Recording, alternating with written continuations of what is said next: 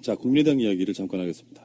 참 재밌어요. 국민의당 지금 이 사태는 뭐랄까 상상을 초월하는 아니 미친 거예요. 이야기 좀 꺼내고요.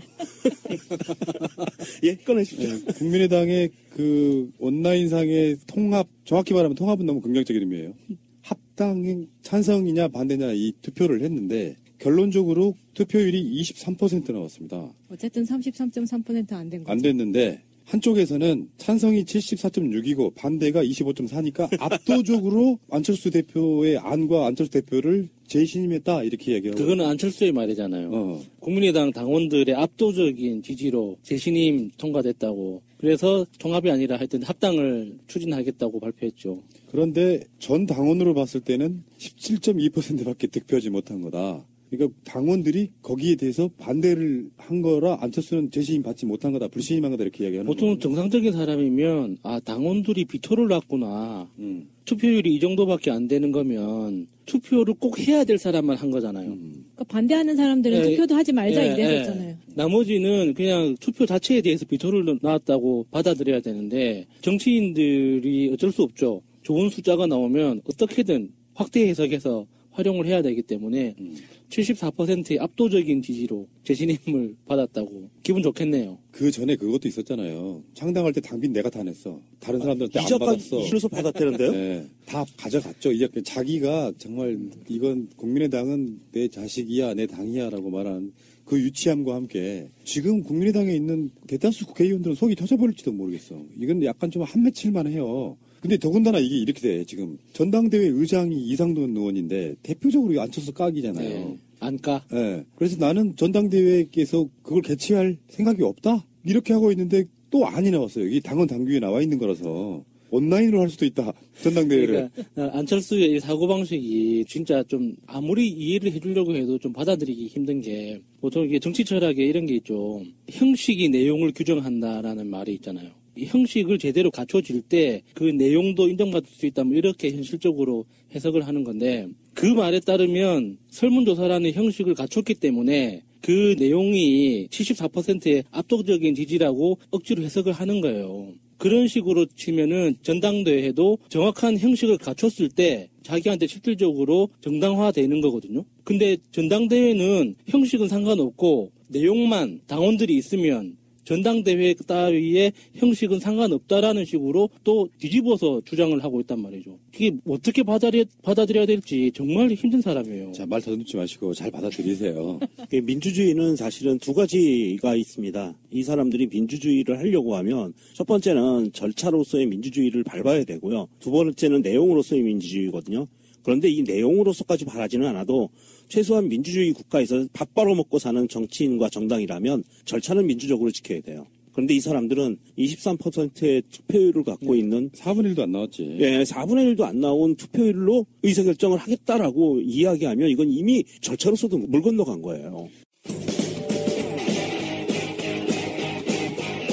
제도로서의 민주주의가 흔들리고 구타는 일은 이제 없습니다. 민주주의가 밥이고 밥이 민주주의가 되어야 합니다. 만약에 안철수가 대통령이었다면 이런 식으로 일처리 할 거 아니야. 이게 유신과 뭐가 달라요? 유신. 박근혜인데. 체육관 선거하고도 똑같은 거잖아요. 근데 지금 전당대회도 온라인으로 할 수도 있다. 왜냐면은 전당대회 의장도 부의장도 다 합당 반대파야.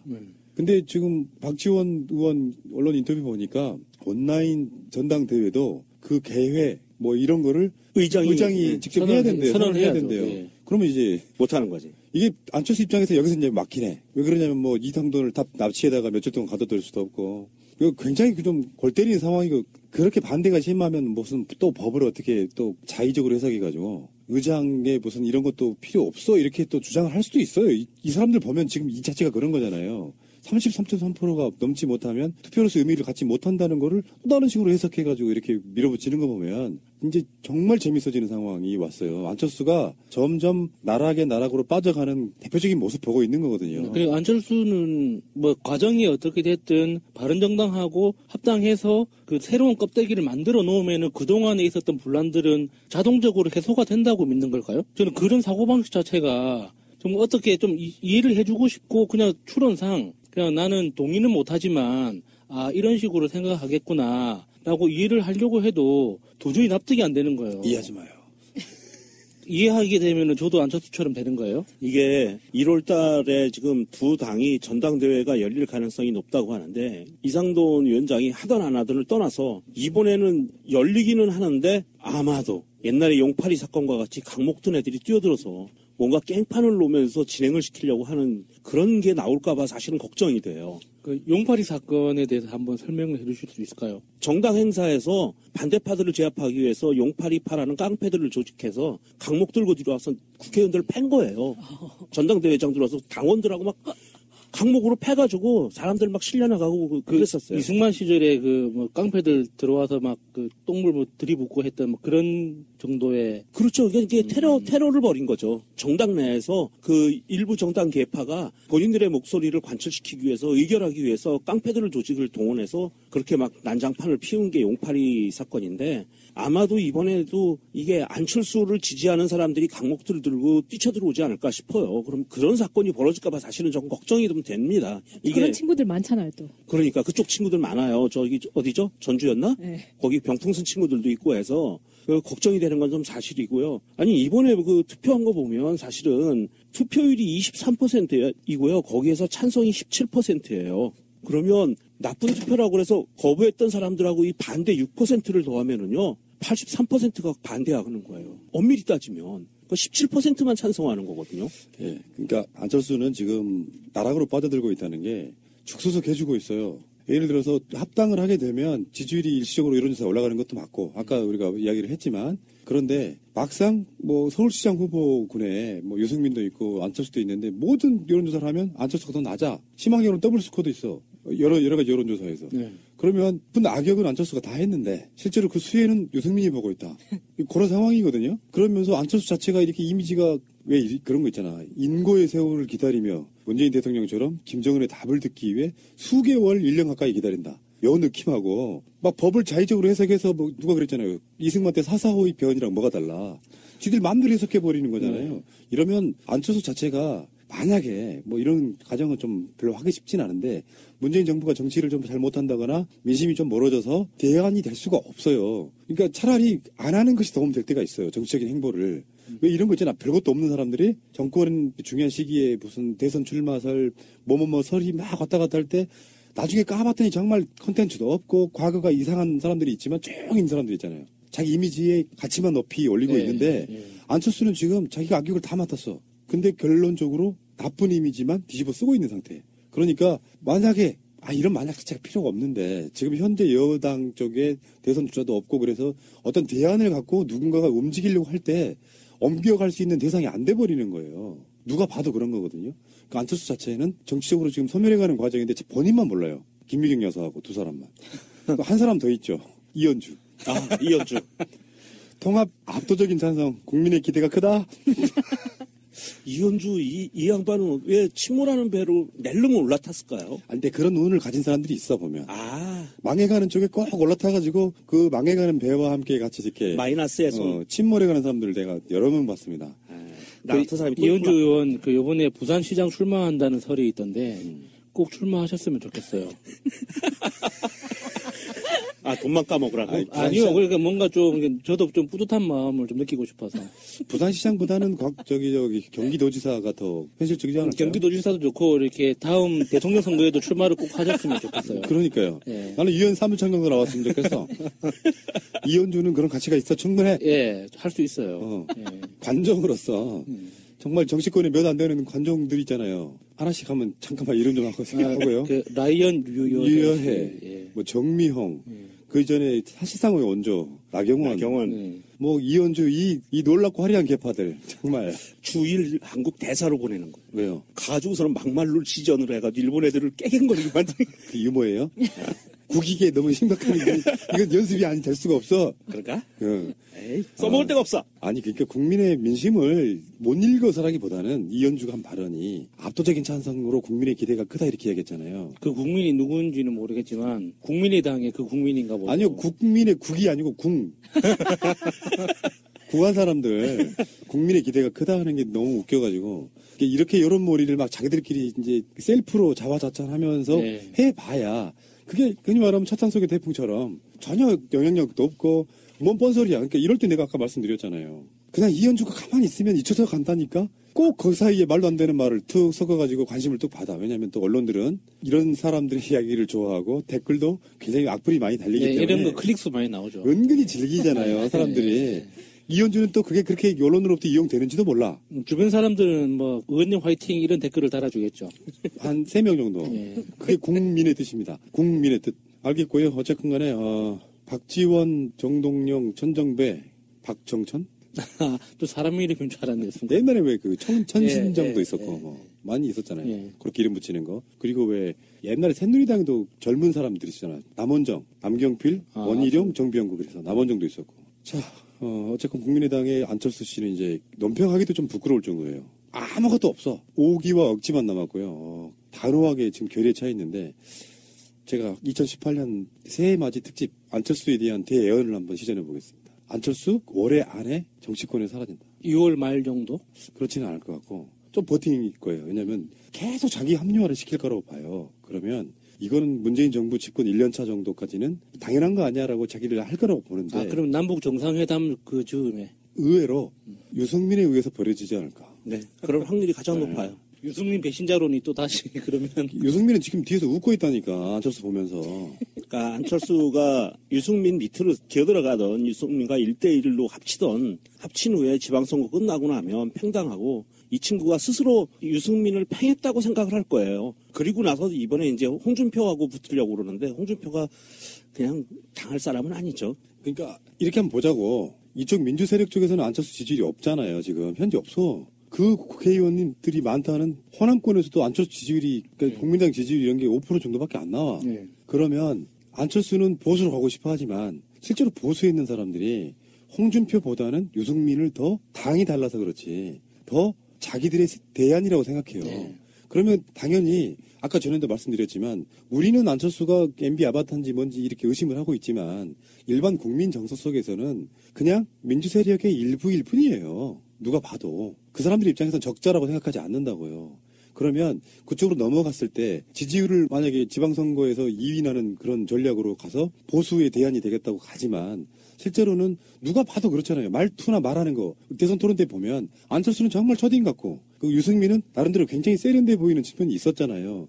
그 스마트함이 안철수하고 비교가 되는데 그쪽으로 넘어가면 두 사람의 지지율 차이는 더 빠질 거라고 보거든요. 근데 안철수는 또 그럴 거 아니에요. 바른국민당 통합하면 이 당도 내가 나았다고 생각할 거 아니야. 5번째 아들이 되는 건가요? 그러면 거기에 대한 자기 스스로의 아집이랄까요? 내 당이라는 인식 속에 독단적으로 또 운영해. 지금처럼 물론 이제 뭐 중간에 자기 말로는 통합이 되든 안 되든 당대표를 내려놓겠다고 하지만 그렇게 만들어가면 결국엔 유승민이 당대표를 하는 방법도 있을 거 아니에요. 예. 그 방식 속에 의원 숫자는 더 줄어들어 있고 39석이 아니고 뭐 일부는 국민의당 쪽 호남 의원들이 빠져나간다고 보면 당은 더 쪼그라들어 있고 자기는 당대표도 아니고 그 상태에서 유승민이 스포트라이트를 받고 그래서 지방선거 끝나고 나면 가치가 없는 상태로 어쩌면 자기 분에 못 이겨서 정계 은퇴하겠습니다 할지도 몰라요. 저는 그런 가정이 있다고 보고 선거마다 참 놀라운 멘탈로 지금 우리를 놀라게 하시는 안철수 씨인데 사실 좀 안타깝다는 생각도 듭니다. 그냥 V3나 계속 개발하시지. 콘서트라도 그냥 계속 했으면. 자, 국민의당 이야기를 잠깐 하겠습니다. 참 재밌어요. 국민의당 지금 이 사태는 뭐랄까 상상을 초월하는 아니 미친 거예요. 이야기 좀 꺼내고요. 예, 꺼내십시오. 네, 국민의당의 그 온라인상의 통합, 정확히 말하면 통합은 너무 긍정적인 의미예요.